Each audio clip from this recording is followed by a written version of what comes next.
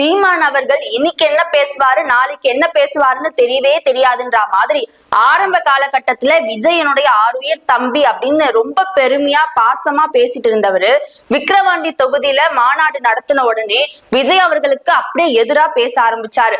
நீ ஒரு பக்கம் இந்த பக்கம் இரு, இல்ல அந்த பக்கம் இரு, நடுவுல இருந்தனா லாரியில அடிச்சு சாவ அப்படின்னு விஜய் அவர்களை ரொம்ப கடுமையா விமர்சனம் பண்ணியிருந்தாரு. அதுக்கப்புறம் இதுக்கு எந்த ஒரு விதமான ரியாக்ஷனும் விஜய் தரப்புல இருந்து வரல. அதனால இவரே கத்தி கத்தி கடைசியில சைலண்ட் ஆகி மறுபடியும் விஜய் அவர்களுக்கு ஆதரவா பேச ஆரம்பிச்சாரு.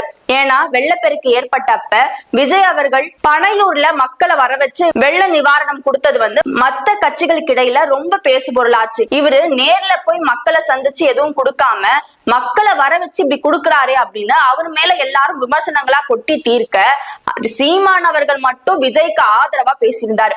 ஏன்னா விஜய் அவர்கள் நேரா போனா இன்னும் கூட்டம் வந்துடும், அப்ப போலீஸால சமாளிக்க முடியாது. அந்த ஒரு நல்ல எண்ணத்துக்காக அவர் கூப்பிட்டு இந்த மாதிரி நல்ல உதவி செய்யறாரு. உதவி செய்யணும்னு நினைச்சதே ரொம்ப பெரிய விஷயம்னு விஜய் அவர்களை பாராட்டினாரு. இடையில மறுபடியும் தம்பி பாசத்தை காட்ட ஆரம்பிச்ச சீமான் அவர்கள் நேற்று நடந்த கூட்டத்துல மறுபடியும் விஜய்க்கு எதிராக பேச ஆரம்பிச்சிட்டாரு.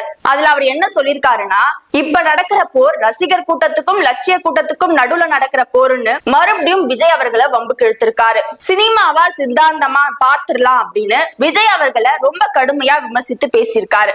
மறுபடியும் இன்றைக்கு நடந்த ஒரு கூட்டத்துல என்ன சொல்லியிருக்காருன்னா, கட்சியை தொடங்கி இன்னும் ஒரு வருஷமே முடியல, அதுக்குள்ள Y பிரிவு X பிரிவு Z பிரிவுன்னு பாதுகாப்பு தராங்க அப்படின்னு விஜய் அவர்களை தாக்கி பேசியிருந்தார்.